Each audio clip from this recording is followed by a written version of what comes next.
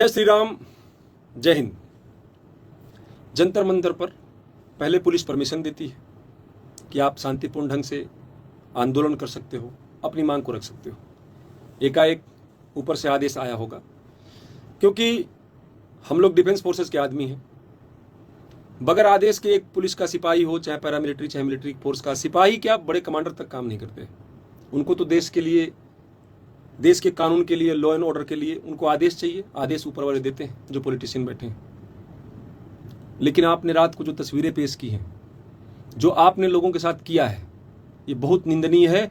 और मतलब मैं उन तस्वीरों को दिखा नहीं पा रहा हूं, क्योंकि जो समाज वहां धरने पर बैठा है, जो आंदोलन करने के लिए आया है, वो सिर्फ इज्जत के लिए ही, अपनी आबरू बचाने के लिए ही इस स्थिति में पहुंच गया है जहां आप जैसे लोग उनको ऐसी ट्रीटमेंट दे रहे हैं। जो महिलाओं की इज्जत करना जानते हैं, जो देश की इज्जत करते हैं, जो देश की संपत्ति की इज्जत करते हैं। एक सिंगल बच्चा उसमें नहीं होगा, एक सिंगल आदमी नहीं होगा जो आपको गाली देगा। लेकिन आप चाहते हैं वो गालियां दें आपको। आप चाहते हैं कि लोग बसें फूकें। आप चाहते हैं कि सिक्योरिटी फोर्सेस को गालियां दी जाए वहां पे। आपको मजा तब आता है। अगर कोई मांग रख रहा है तो इसमें गलत क्या है?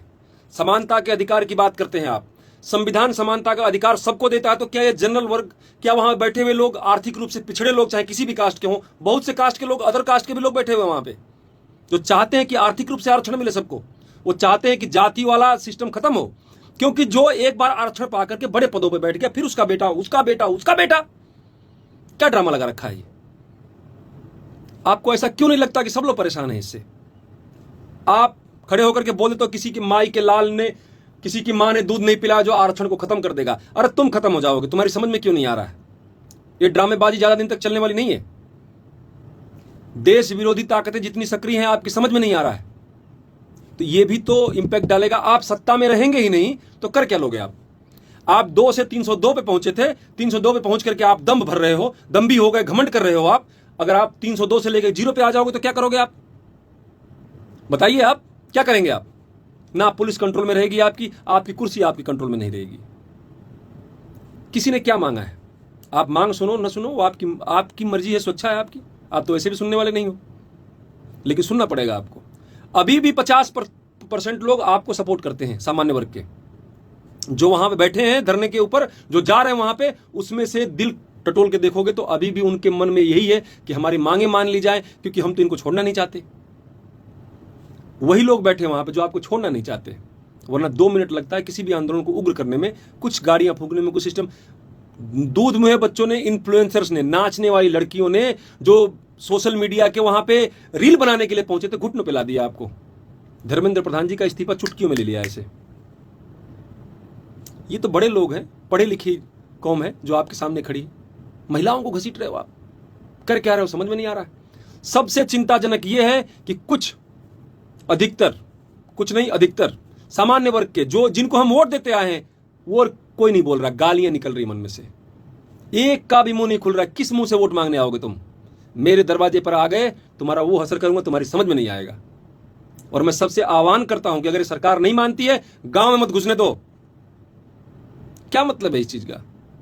आपको मानने का इतना बड़ा खामियाजा भुगतेंगे हम, आप हमारी मांग नहीं मानोगे। SC ST के नाम पे, UGC के नाम पर। अरे कहां किसने किसको पानी नहीं पीने दिया? आप एक तरफ बोलते हो कि ये मूल निवासी थे यहां पे, आप एक तरफ बोलते हो कि इन्होंने सारा काम इन्होंने किया है, आप एक तरफ बोलते हो कि नहीं, अभी चंद्रशेखर रावण आ जाएगा, बोलेगा कि मस्जिद खोद रहे हो तो मंदिर निकल रहा है। मंदिर खोदोगे तो भगवान बुद्ध निकलेंगे अंदर से, और हम जो है पहले राजा थे यहां पे। तो साला तुमको पानी किसने नहीं पीने दिया उस टाइम से प्यासे हो तुम। देवी देवताओं को गाली दे रहे हो। वहां पे कौन सा वो गोल्डन दास बैठा है, कुशवाहा आया है बिहार में, उनके ऊपर कोई एक्शन नहीं हो रहा है।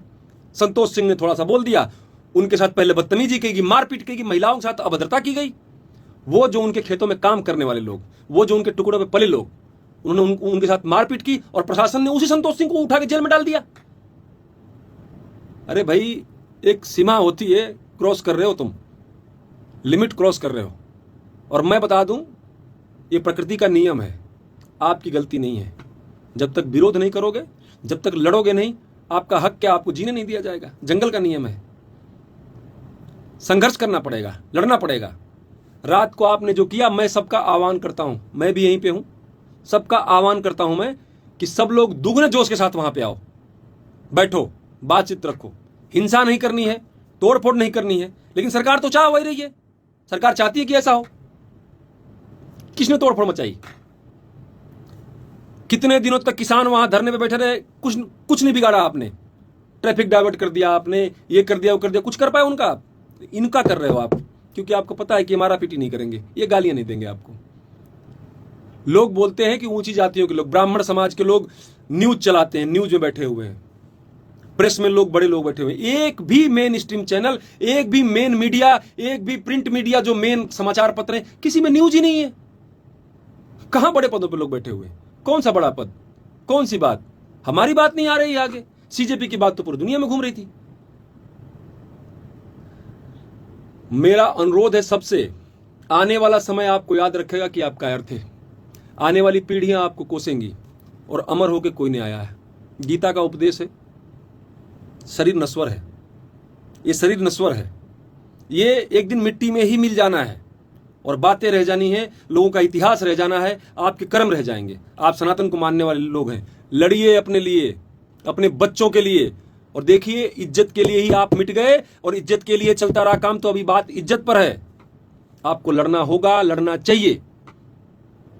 हम लड़ेंगे, आप लड़ेंगे, कैसे कोई नहीं मानेगा, मानना पड़ेगा।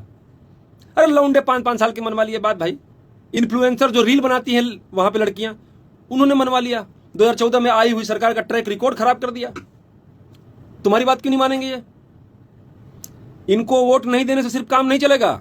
जहां पे इलेक्शन होता है, अगर ये बात नहीं मानते, गांव में घुसने मत दो, बोर्ड लगाओ, सरेआम मुंह के ऊपर बोलो। ना आपको राशन मिलता, ना आपको कोई आवास मिल रहा है, बच्चों से सब कुछ छीना जा रहा है। सारा 3-3 तरह के आरक्षण दिए जा रहे हैं लोगों को। एडमिशन में आरक्षण, उसके बाद प्रमोशन में आरक्षण, अगली क्लास में आरक्षण, नौकरी में आरक्षण।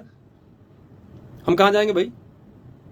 सरकार को ऐसा वैक्सीन बनाना चाहिए, काम ही खत्म। सामान्य वर्ग में पैदा हुआ भैया, हॉस्पिटल में साले को इंजेक्शन दे दो, खत्म काम। काहे मार रहे हो रोज रोज?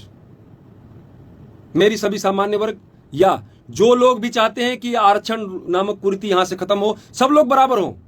अरे जाति से हमको फायदा नहीं, हम तो खुद ही नहीं चाहते कि जाति हो। बोलो जाति हटाओ, अरे जाति हटी पड़ी है भाई, हम तो चाहते नहीं जाति हो। यहां पे जाति प्रमाण पत्र लेके घूम रहे हो तुम। जाति प्रमाण पत्र के नाम पे आरक्षण चाहिए तुमको। मुझे क्यों चाहिए? जाति प्रमाण पत्र के लिए सामान्य वर्ग का आदमी एक भी जाता है क्या कोर्ट में? नोटरी बनती है क्या उसकी? नहीं बनती, क्योंकि जाति प्रमाण पत्र लाभ के लिए जरूरी होता है, जो तुम जाते हो लेने के लिए। हम तो नहीं जाते कभी, ना हमारा बनता। तो ये ढोंगबाजी और ये ढकोसलाबाजी मत करो। और सभी लोगों से अनुरोध है, आज हमारा नंबर है, कल आपका नंबर आएगा। आज हमें सताया जा रहा है, कल तुम। SC ST के केस सबसे ज्यादा OBC पे होते हैं, यादव वर्ग पे होते हैं। क्या ये गलत नहीं है? यादव के बच्चे किसी के बच्चे नहीं है, लाइफ खराब हो जाती है 2 मिनट के अंदर। क्यों कर रहे हो ऐसा? सब लोग मिलकर के इनका विरोध करो, वरना आज हमारा नंबर है, कल आपका नंबर होगा। क्योंकि एक तो बलि का बकरा चाहिए ना, एक बलि का बकरा चाहिए। राम मंदिर के नाम पे मुसलमान थे इनके बलि का बकरा, अभी राम मंदिर बन गया तो अभी हम हैं इनके बलि के बकरे। हमारा नंबर खत्म हो जाएगा तो तुम रहोगे बलि के बकरे। एक तो होना चाहिए ना चुनाव जीतने के लिए। मैं बहुत प्रखर समर्थक था, हूं भी, अभी तक हूं मैं, लेकिन कल रहूंगा नहीं रहूंगा, जो तरीका चल रहा है ये मुझे नहीं पता। मेरा सभी समाज से, सभी लोगों से विनम्र निवेदन, हाथ जोड़ के निवेदन है, इस आंदोलन को और मजबूती के साथ खड़ा कीजिए, और इतना मजबूती के साथ खड़ा कीजिए कि सरकार हिल जाए। सरकार गूंगी बहरी होती है, जगाना पड़ता है। खाली करो सिंहासन की जनता आती है।